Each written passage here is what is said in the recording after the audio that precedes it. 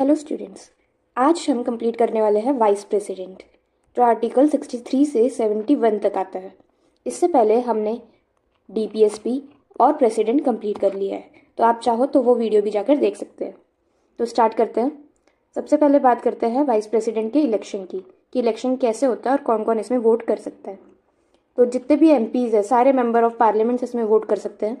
Nominated members भी इसमें vote कर सकते हैं, जो हमने देखा था कि प्रेसिडेंट के इलेक्शन में वोट नहीं कर सकते। एमएलएज इसमें वोट नहीं कर सकते, जो कि प्रेसिडेंट के इलेक्शन में कर सकते थे। इस इलेक्शन के बारे में मेंशन है आर्टिकल नंबर 66 में।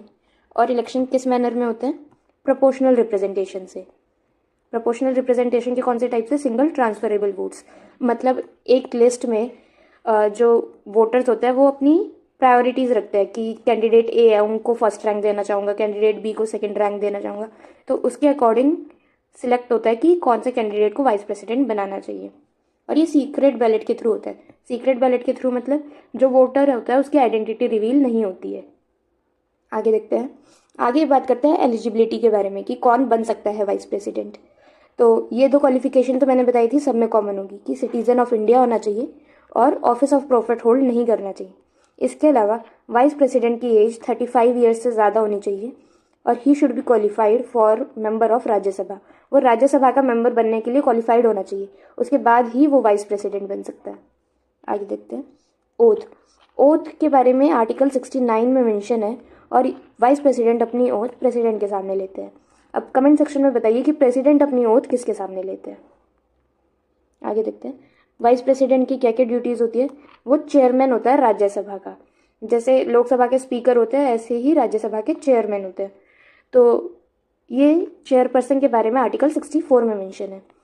इसी तरह उसकी एक और ड्यूटी है कि अगर प्रेसिडेंट की एब्सेंस है, कि प्रेसिडेंट प्रेजेंट नहीं है या प्रेसिडेंट की जगह वैकेंसी है, तो उसकी जगह वाइस प्रेसिडेंट जो है वो एज अ प्रेसिडेंट एक्ट करते हैं।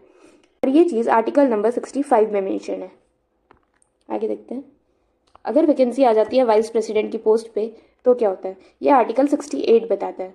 तो वाइस प्रेसिडेंट की जगह ले लेते हैं डेप्यूटी चेयरमैन राज्यसभा की, और न्यू इलेक्शन होते हैं। इसमें कोई टाइम पीरियड नहीं मेंशन, पर ये लिखा है कि एज सुन एज पॉसिबल, जितनी जल्दी हो सके उतनी जल्दी न्यू इलेक्शन हो जानी चाहिए। आगे देखते हैं। टर्म्स ऑफ ऑफिस, कि कितने साल तक जो वाइस प्रेसिडेंट है वो एक्ट करते हैं। तो ये आर्टिकल 67 में मेंशन है।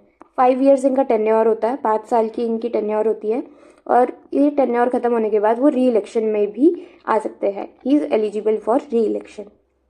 अब जो वाइस प्रेसिडेंट है उसका जो रिमूवल है वो होता है रेजोल्यूशन से, और वो जो रेजोल्यूशन है वो पास होनी चाहिए इफेक्टिव मेजॉरिटी से राज्यसभा में और सिंपल मेजॉरिटी से लोकसभा में। सिंपल मेजॉरिटी मतलब जो स्ट्रेंथ है लोकसभा की उसकी 50% से ज़्यादा से, और इफेक्टिव मेजॉरिटी मतलब 50% से ज़्यादा प्रेजेंट एंड वोटिंग से। आगे देखते हैं। लास्ट पॉइंट है वैकेंसी आती क्यों है। तो वैकेंसी आ सकती है जब वाइस प्रेसिडेंट रिजाइन कर देते हैं एक नोटिस लिख के प्रेसिडेंट को, उनकी डेथ हो जाती है, टेन्योर खत्म हो जाता है, रिमूवल हो जाता है रेजोल्यूशन से, और रिमूवल में भी यहाँ पे नॉमिनेटेड मेंबर्स वोट कर सकते हैं। सो या that's it for today's video. हमने पूरा वाइस प्रेसिडेंट का चैप्टर 5 मिनट के अंदर कंप्लीट कर लिया है। ऐसे ही और वीडियोज़ के लिए you can subscribe to behind the books. Thank you.